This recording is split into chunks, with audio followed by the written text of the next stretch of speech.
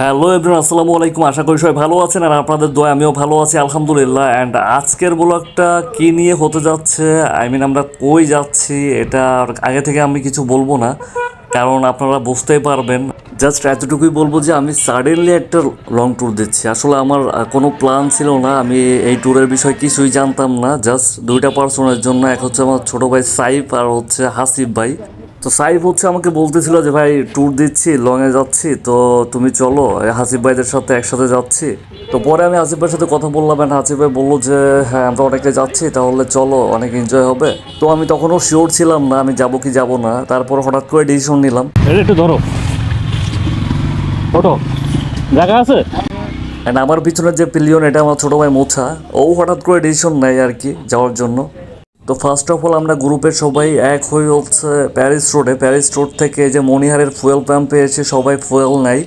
এরপরে যাদের ব্যাগ বাঁধার প্রয়োজন পড়তেছিল তারা হচ্ছে বাইকের সামনে ব্যাগ বাঁধতেছিল আর কি, যেহেতু প্লিয়ন নিয়ে সবাই মোটামুটি আমরা প্লিয়ন নিয়ে যাচ্ছিলাম, কারণ অনেকেই যাচ্ছি, অলমোস্ট 18-19 জন যাচ্ছিলাম। দ্যাটস ওয়াই সবাই আর কি বাইকের সামনে তাদের ব্যাগটা বাঁধতেছিল। এই যে জিসানের বাইকের ব্যাগ বাঁধতে হেল্প করতেছিল হাসিফ ভাই। তো আমার বিষয়টা হচ্ছে এই যে আমার যে ব্যাগটা দেখতে পাচ্ছেন, আমার ব্যাগটা আমি বাঁধতে পারতেছিলাম না, কারণ ভিডিওর আমার মনে হচ্ছিল কেন জানি যে ব্যাগ বাঁধলে হচ্ছে আমার ক্যামেরা ব্যাগে বেঁধে যাবে।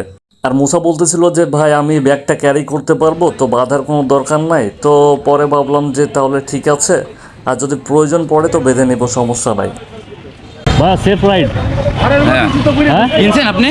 না, আমি আমার হচ্ছে পিছনে রাখতেছি। একা আপনি? না না, আমার ওই যে ছোটো ভাই আছে, ও হচ্ছে পিছনে ধরতেছে। প্যারা হয়ে যাবে কিন্তু খালি ব্যাটারি ব্যাগটার জন্য অন্য জায়গায় কালকে বিক্রি করবে না। প্যারা হয়ে যাবে তোমার। খারাপ ভার কোনটে? এটাই তো আছে ভাই একটা বাঁধবেন আর একটা পার করে নিয়ে আমার এটার পার করে নিয়ে শোনো, বাংলা কি হচ্ছে, আমার ভিডিও করতে পারতেছি না, সমস্যা হচ্ছে আর কি। তো ঠিক আছে ভাই, ইনশাল্লাহ এয়ারপোর্ট দে সেফ রাইড। ভাই আপনার নাম? পলাশ। পলাশ।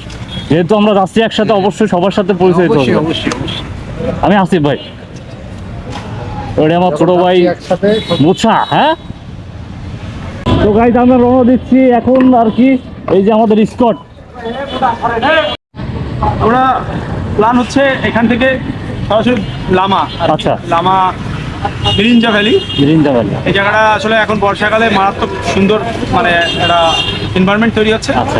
দেখলাম ফেসবুকে, এই কারণে ভাবলাম যে যাই, এই জায়গাটা আমি আগে যাইনি। আচ্ছা। তো এক এক করতে করতে অনেকগুলো ভাই ব্রাদার, অনেকগুলো ভাই ব্রাদার আমাদের। 10টা প্রায় গাড়ি। হ্যাঁ। ঢাকা থেকে 2 জন আছে।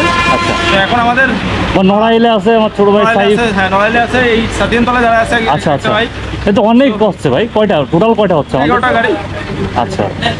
তো বেরোয় পড়ি। হ্যাঁ ইনশাআল্লাহ। আর সুন্দরভাবে যাবো, হ্যাঁ, আস্তে ধীরে যাবো, তাড়াহুড়া কোনো ইয়ে, আর একসাথে যাবো। হ্যাঁ অবশ্যই অবশ্যই, তো পিছনে পড়বো না, সবাই সবাই সবার সাথে থাকবো ইনশাআল্লাহ। তো আল্লাহ ভরসা।